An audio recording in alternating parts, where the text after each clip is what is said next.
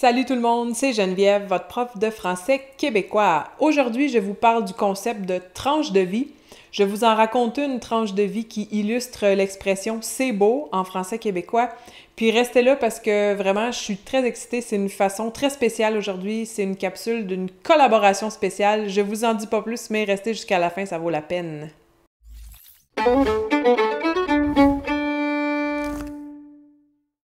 Quitter son pays, c'est pas facile, ça demande beaucoup de courage. Il faut apprendre souvent à vivre dans une nouvelle culture, un nouveau climat, souvent dans une nouvelle langue.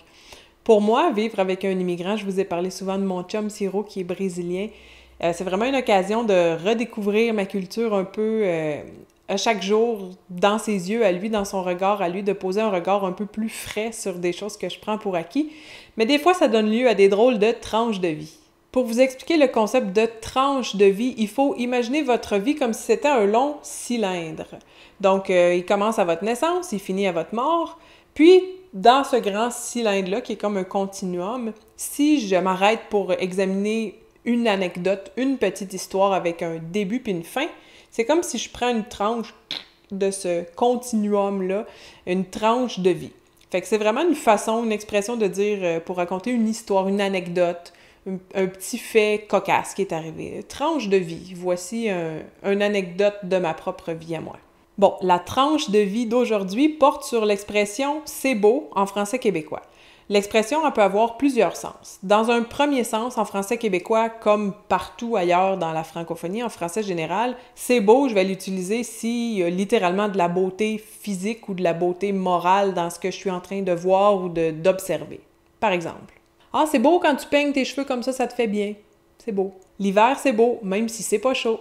Ou d'un côté un peu plus abstrait, c'est beau de voir les enfants s'amuser ensemble.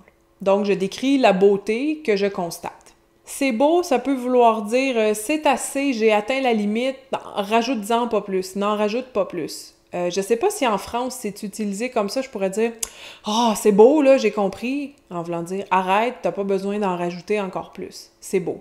Il me semble qu'en France, ils diraient « ça va, j'ai compris, ça va, mais en pas plus ». Mais vous me direz, amis français, si vous utilisez « c'est beau » aussi dans ce sens-là, de « n'en rajoute pas plus ». Dans le même sens, on pourrait dire « veux-tu un petit peu de lait dans ton café? » Tu me diras quand arrêter. « Ok, c'est beau. Il y en a assez, mais en plus, c'est atteint, c'est correct. C'est beau. » Finalement, c'est beau, ça peut être une expression très, très générique pour donner son approbation, dire qu'on est d'accord, dire que c'est correct, que ça nous convient. Par exemple, je vais venir te chercher à 5 heures demain matin. C'est beau, c'est bien beau. Un peu l'équivalent de notre tigidou. Ça marche, c'est correct, ça me convient. Un autre exemple, hey, pour notre projet, j'avais pensé faire ça comme ça. Ah oui, c'est bien beau.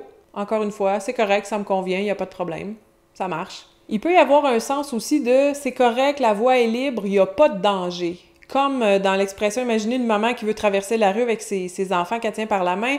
OK, on regarde à gauche, à droite, à gauche. C'est beau, les amis, il n'y a pas d'auto, on peut traverser. C'est beau. Fait que la voie est libre, il n'y a pas de danger. C'est correct, on peut y aller. C'est sur ce dernier sens-là de la voie est libre que va porter la tranche de vie d'aujourd'hui. Vous allez voir, c'est une tranche de vie vraiment spéciale. Je remercie chaleureusement mon ami Daniel Rouvier qui a mis des dizaines, sinon des centaines d'heures de travail dans la tranche de vie que vous allez pouvoir entendre et voir aujourd'hui.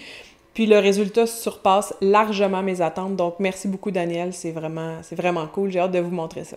Mais juste avant de vous raconter ma tranche de vie, si jamais mon travail vous aide, merci de considérer de me soutenir sur Patreon.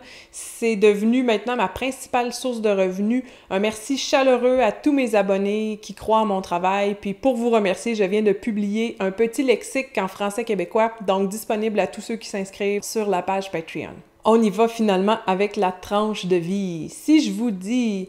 C'est un beau jour de janvier, il faisait beau mais pas chaud, la neige crissait sous nos pieds. Si vous entendez le verbe crisser comme ça, est-ce que vous pensez que c'est un sacre? Je vous ai parlé souvent des sacres. La neige crissait sous nos pieds. Si vous êtes un francophone d'ailleurs, vous avez probablement reconnu le verbe crisser qui ici n'est absolument pas le sacre. C'est vraiment pour décrire un petit bruit aigu. Je peux dire, tu sais, si quelqu'un, on part vite en auto puis on fait crier les pneus, on peut faire crisser les pneus, l'espèce de petit bruit aigu que font les roues quand elles tournent dans le vide. Donc, les pneus crissaient. La neige crissait sous nos pas. C'est une façon très poétique de décrire le bruit de la neige. Et maintenant, laissez-vous transporter. Ça fait combien de temps en janvier? Il faisait beau, mais pas chaud. La neige crissait en dessous de nos pieds, puis on faisait de la boucane en respirant. Ce jour-là, on est allé se promener au sanctuaire de Beauvoir. Ça, c'est un beau lieu paisible à Sherbrooke. Sur le sommet d'une haute colline où vit une communauté religieuse. Il y a une petite chapelle puis des sentiers dans le bois avec des statues bibliques. On aime bien ça aller là. Pas pour le côté religieux, mais juste pour marcher en forêt puis profiter de la vue sublime sur la ville.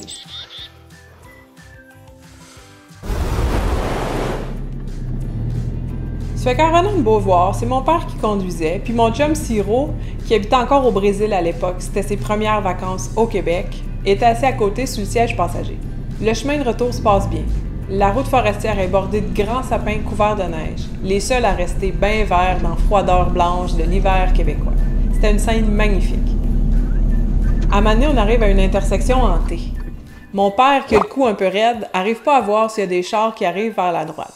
Ça fait qu'il se tourne puis demande à son copilote « C'est-tu beau, mon sirop? » Puis là, mon chum, qui admirait le paysage depuis un bon bout, il répond avec la voix émerveillée d'un enfant « Oui, c'est très beau. » Moi, sur le siège en arrière, j'éclate de rire. Mon père est un peu mal à l'aise, il sait pas trop quoi dire, il veut pas insulter Siro, tu sais. Ça fait que je me vire la tête à droite pour m'assurer qu'il y a pas de char qui arrive. C'est beau, Pat, tu peux y aller. On reprend tranquillement notre route.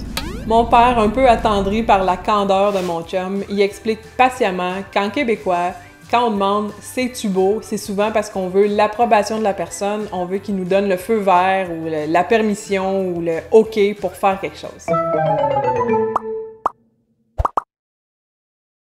Quel beau travail de Daniel, n'est-ce pas? Ces références vont être dans la description. Merci infiniment, Daniel, pour ton sublime travail. Je suis vraiment contente du résultat. C'est vraiment cool de voir mon histoire se matérialiser sous nos yeux. Donc, c'était la tranche de vie sur l'expression « c'est beau » qui, au Québec, ne sert pas nécessairement à parler de la beauté qu'on voit, la beauté du paysage, mais qui sert souvent juste à donner son approbation. Je me considère vraiment chanceuse de partager ma vie avec quelqu'un qui vient pas d'ici, donc ça me permet de redécouvrir un peu mon quotidien à chaque jour et je vais en profiter pour saluer mon chum Siro et mon papa. C'est tout pour aujourd'hui. Si la capsule vous a plu, mettez des pouces pour Daniel, s'il vous plaît. Montrez-lui que son travail vaut la peine. Donnez plein de pouces pour Daniel. Partagez à vos amis qui s'intéressent au français québécois. N'oubliez pas de vous inscrire à la chaîne et nous, on se revoit la semaine prochaine pour une autre capsule. Bye bye!